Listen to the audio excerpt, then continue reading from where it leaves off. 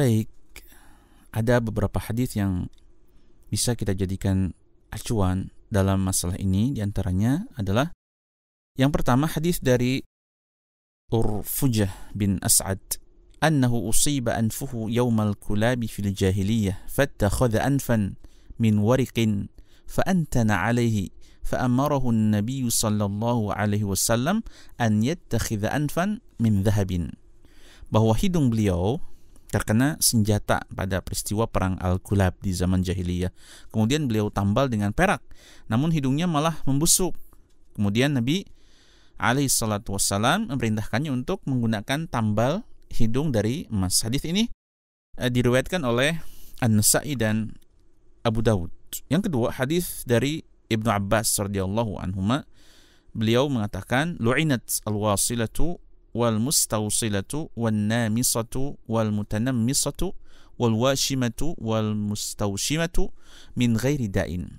Dilaknat, ya. Jadi Allah melaknat orang yang menyambung rambut, kemudian yang disambung rambutnya, orang yang mencabut alisnya dan yang meminta dicabut alisnya, orang yang mentato dan yang minta ditato selain karena penyakit. Hadis ini diriwayatkan oleh Al-Imam Abu Dawud.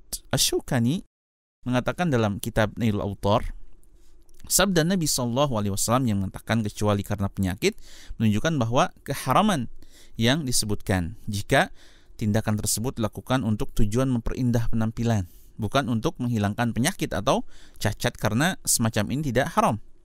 Berdasarkan keterangan ini dapat disimpulkan semua operasi atau tindakan medis yang mengubah keadaan tubuh kita hukumnya dibolehkan jika tujuannya dalam rangka pengobatan atau mengembalikan pada kondisi normal, dan tidak termasuk mengubah ciptaan Allah yang terlarang, seperti memakai gigi palsu, kaki palsu, dan lain sebagainya.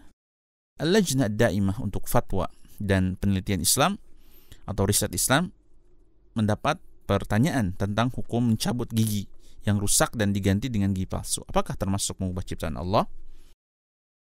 Jawabannya adalah tidak masalah mengobati gigi yang rusak atau cacat dengan gigi lain sehingga bisa menghilangkan resiko sakit, atau melepasnya kemudian diganti gigi palsu jika dibutuhkan, karena semacam ini termasuk bentuk pengobatan yang mubah untuk menghilangkan mudarat dan tidak termasuk mengubah ciptaan Allah Subhanahu wa taala. Dan yang ketiga, jenazah muslim wajib disikapi sebagaimana orang hidup.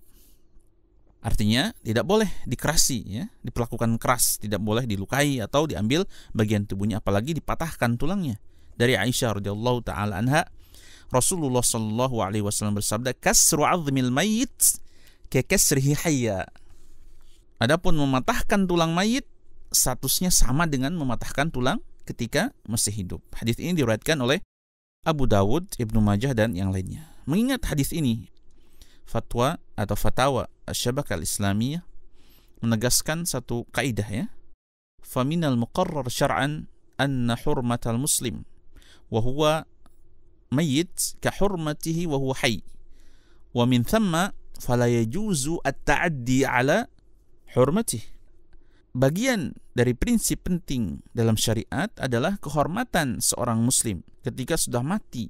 Statusnya sama dengan kehormatannya ketika masih hidup. Karena itu tidak boleh dilanggar kehormatannya. Keempat, para ulama menegaskan bahwa tidak wajib mengambil benda asing yang ada pada tubuh mayit. Maka tidak wajib. Artinya, keberadaan barang itu di tubuh mayit tidak memberikan dampak apapun bagi mayit. Keberadaan benda itu tidak menyebabkan si mayit menjadi tertahan amalnya, atau dia tidak tenang misalnya, atau keyakinan semacamnya. Dalam kitab Al-Insaf Al-Mawardi Al-Hambali rahimahullah mengatakan, dalam kitab Al-Fusul dinyatakan, jika ada orang yang butuh untuk mengikat giginya dengan emas, kemudian giginya diberi kawat emas, atau dia butuh hidung emas, kemudian dia diberi hidung emas lalu diikat, kemudian dia mati, maka tidak wajib dilepas dan dikembalikan kepada pemiliknya, karena melepasnya sama dengan menyakiti mayat. Dari keterangan tadi, pada prinsipnya melepas benda yang ada pada jasad mayit tidak diperbolehkan, kecuali jika ada dua pertimbangan. ada maslahat besar untuk mengambil benda itu, misalnya karena nilainya yang mahal atau karena benda yang ada di tubuh mayit itu najis dan tidak membahayakan bagi mayit, misalnya tidak menyebabkan harus menyayat mayit. Selain itu, tidak diperbolehkan mengambilnya. Wallahu a'lam.